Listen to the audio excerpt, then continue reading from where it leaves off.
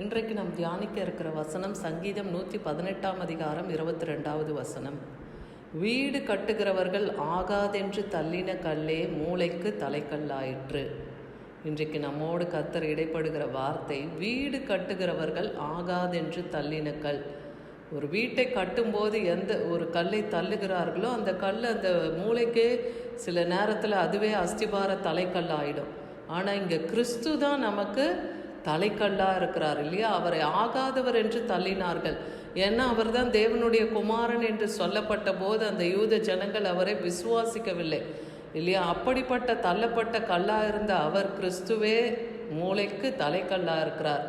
ஏன்னா ஒரு வீடு கட்டும்போது அது ஆகாதென்று தள்ளப்படும் போது அது மூளைக்கல்லாக வைக்கிறவர் யாருன்னா கர்த்தர் தான். அந்த தள்ளப்பட்ட கல்லை உயர்த்துகிற அந்த வல்லமை யாருக்கு உள்ளதுன்னா கர்த்தருக்கு. ஏன்னா சங்கீதம் 118:23 சொல்லுது, அது கர்த்தராலே ஆயிற்று, அது கர்த்தராலே ஆயிற்று, அது நம்முடைய கண்களுக்கு ஆச்சரியமாக இருக்கிறது. அப்படி ஒரு புறந்தள்ளப்பட்டவர்களாக இருக்கிறவர்களை கூட தேவன் இன்னைக்கு உயர்த்த அவர் வல்லமை உள்ளவர். ஏன்னா அது கர்த்தராலே ஆகும். ஏன்னா லூக்கா 20:17 பார்க்குறோம், அப்பொழுது அவர் அவர்களை பார்த்து தன் சீஷர்களை பார்த்து கர்த்தர் சொல்கிறாரு, வீடு கட்டுகிறவர்கள் ஆகாதென்று தள்ளின மூளைக்கு தலைக்கல்லாயிற்று என்று எழுதியிருக்கிற வேத வாக்கியத்தின் கருத்து என்ன? ஏன் அது தலைக்கல்லாச்சு?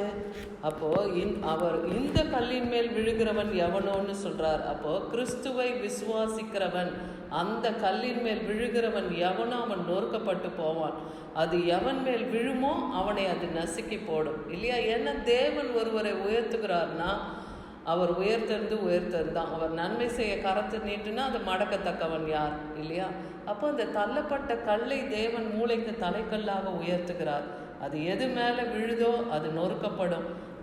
அவன் எவன் மேல் விழுமோ அவனை அது நசுக்கி போடும்னே சொல்கிறார். மத்தேயு 21:42 பார்க்குறோம், ஆகையால் தேவனுடைய ராஜ்யம் உங்களிடத்திலிருந்து நீக்கப்பட்டு அதற்கேற்ற கனிகளை தருகிற ஜனங்களுக்கு கொடுக்கப்படும். அதே போல தான் இன்னைக்கு ஊழியத்தில் கூட கர்த்தர் யாரை கொண்டு தன் ராஜ்யத்தை கட்ட சித்தம் வைத்திருக்கிறாரோ அவங்கள கொண்டு அவர் கட்டுவார் இல்லையா? ஏன்னா தேவன் கொடுத்திருக்கிற அந்த ஆவியின் கனிகள் ஏற்றபடி நடக்கிறவங்க யாரோ அவங்கள தேவன் இன்னைக்கும் உயர்த்த அவர் வல்லமை உள்ளவர் இல்லையா? அப்படிப்பட்டவர்களுக்கு, அப்படி தள்ளப்பட்ட ஜனங்களுக்கு தேவன் அந்த உயர்வை தருகிறார். அவருடைய பரலோக ராஜ்யத்தினுடைய காரியங்களை அவர்கள் கையில் அவர் ஒப்பு கொடுக்கிறாராம். என்ன தேவனாலே கூடாத காரியம் ஒன்றுமில்லை. அதான் தேவனுடைய ராஜ்யம் உங்களிடத்திலிருந்து. அப்போ அந்த கனியை செயல்படுத்தாதவர்கள் கரத்திலிருந்து வாங்கி அதை செயல்படுத்தி கனி கொடுக்கிறவர்களுக்கு தேவன் அந்த ராஜ்யத்தையோ அந்த ஊழியத்தையோ தேவன் கொடுக்க வல்லமையுள்ளவராக இருக்கிறார். அப்போஸ்தலர் 4:11 பார்க்குறோம், வீடு கட்டுகிறவர்களாகிய உங்களால் அற்பமாய் எண்ணப்பட்ட அவரே மூளைக்கு தலைக்கல்லானவர்.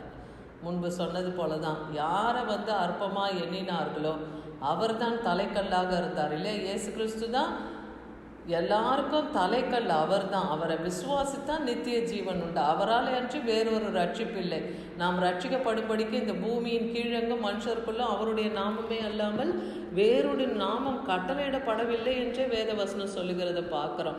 1 பேதுரு 2:4-8 வரைக்கும் பார்க்கும்போது, மனுஷரால் தள்ளப்பட்டதாயினும் தேவனால் தெரிந்து கொள்ளப்பட்டதும் வெளியேற பெற்றதுமாயிருக்கிற ஜீவனுள்ள கல்லாகிய அவரிடத்தில் சேர்ந்தவர்களாகிய நீங்கள். அப்போ அந்த தள்ளப்பட்ட கல் யாருன்னா கிறிஸ்துவை விசுவாசித்து அவரிடத்திலே சேரப்பட்டவர்கள்னு அர்த்தம். அப்போ ஜீவனுள்ள கல்லை போல அவங்களும் ஆவிக்கேற்ற மாளிகையாகவும் இயேசு கிறிஸ்து மூலமாய் தேவனுக்கு பிரியமான ஆவிக்கேற்ற பலிகளை செலுத்தும்படி கட்டப்பட்ட வருகிறவர்களாக இருக்கிறாங்க. அந்தபடியே இதோ தெரிந்து கொள்ளப்பட்டதும் வெளியேற பெற்றதுமான அந்த மூளைக்கல்லை நான் சீயோனிலே வைத்திருக்கிறேன். அப்போ இயேசு கிறிஸ்து எப்படி பிதாவாகிய தேவன் அவரை சீயோனிலே மைமைப்படுத்தி அவரை வைத்திருக்கிறாரோ, பிதாவின் வலது பாரத்திலே குமாரனாகிய கிறிஸ்து இன்றும் வீற்றிருக்கிறார். அவர் நமக்காக பரிந்து பேசுகிற கர்த்தராக இருக்கிறார். அப்போ இன்னைக்கு கர்த்தரை விசுவாசிக்கிறவர்கள், அவருடைய வார்த்தையை விசுவாசிக்கிறவர்கள், அவங்களையும் கர்த்தர் வெளியேற பெற்றதுமாய் மூளைக்கல்லாய் சீயோனிலே வைப்பேன்னு சொல்கிறார். அவரை விசுவாசிக்கிறவங்க ஒரு பொழுதும் வெட்கம் அடைவதில்லைன்னே சொல்கிறார். ஏன்னா இது வேதத்தில் எழுதியிருக்கிற காரியம். கர்த்தரை விசுவாசிக்கிறவங்க ஒரு பொழுதும் வெட்கப்பட்டு போக மாட்டாங்க. அதனால விசுவாசிக்கிற உங்களுக்கு விலையேற பெற்றது. கீழ்ப்படியாதவர்களுக்கு வீட்டை கட்டுகிறவர்களால் தள்ளப்பட்ட பிரதான மூளைக்கல்லாகிய அந்த கல் இடறலுக்கு ஏதுவானது. சில கற்கள் மற்றவங்களை உயிர்ப்பிக்கிறதா இருக்காது இல்லையா?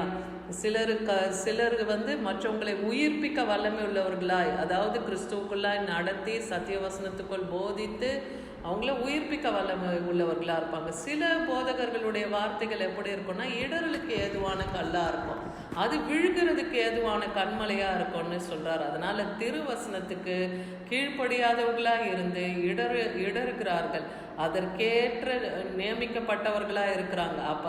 அப்படிப்பட்டவர்கள் எதுக்கு நியமிக்கப்பட்டிருக்காங்கன்னா பாதாளத்துக்கு, நரகத்துக்கு அவங்க நியமிக்கப்பட்டவங்களாக இருக்காங்க. ஆனால் இன்னைக்கு ரட்சிக்கப்பட்டு வெளியேறப்பட்ட மூளைக்கல்லாகி அந்த கிறிஸ்துவை விசுவாசித்து அஸ்திபாரத்தை அவர் மேலே போட்டு அவருக்குள்ளா நம்ம நிலையுள்ளவர்களாக இருக்கும்போது அப்போஸ்தலர் எபேசியர் 2:20 சொல்கிறார், அப்போஸ்தலர் தீர்க்கதரிசிகள் என்பவர்களுடைய அஸ்திபாரத்தின் மேல் கட்டப்பட்டவர்கள். ஏன்னா கிறிஸ்துவோடவே அவங்க வாழ்ந்து அவர் செய்த அற்புதங்களையும் அதிசயங்களையும் அவருடைய வார்த்தையும் மற்றவங்களுக்கு போதித்து அவர் நடத்துதலின்படி நடந்தாங்க இல்லையா? அப்படிப்பட்டவர்களுடைய போதகத்தினாலே நீங்கள் இன்னைக்கு கட்டப்பட்டவங்களா இருக்கீங்களா? ஏசு கிறிஸ்து தாமே மூளை கல்லா இருக்கிறாருன்னு நீங்கள் விசுவாசிக்கிறீங்களா? அவர் மேலே மாளிகை முழுவதும் இசைவாக இணைக்கப்பட்டு கர்த்தருக்குள்ள பரிசுத்த ஆலயமாய் அது எழும்புகிறது. அப்போ அந்த வார்த்தையிலே நீங்கள் விசுவாசித்து நடக்கும்போது நீங்கள் கர்த்தருக்குள்ளாக பரிசுத்த ஆலயமாய் நீங்கள் கட்டி எழுப்பப்படுறீங்க. ஏன்னா ஆதி காலத்திலேயே இஸ்ரவேல் ஜனங்களே என் சபையேன்னு தான் கர்த்தர் சொல்லி அழைக்கிறார் இல்லையா? அந்த சபை இன்னைக்கு கிறிஸ்துவுக்குள்ளாக கட்டப்படணும். இன்னைக்கு உங்களை எல்லாரும் புறந்தள்ளி வைத்திருக்கலாம், தேவன் தள்ளப்பட்ட அந்த கல்லை மூளைக்கு தலைக்கல்லாக்குவார். அதை போல இன்னைக்கு உங்களையும் மூளைக்கு தலைக்கல்லாக்கி உயர்த்த அவர் வல்லமை உள்ளவர். கிறிஸ்துவுக்குள்ளும் கிறிஸ்துவினுடைய சத்துவத்துக்குள்ளும் நீங்கள் பலப்பட்டு அவருக்குள்ளாக நீங்கள் நிலை பெறும்போது உங்களையும் சீயோனிலே தேவன் வைப்பார். ஆமென்.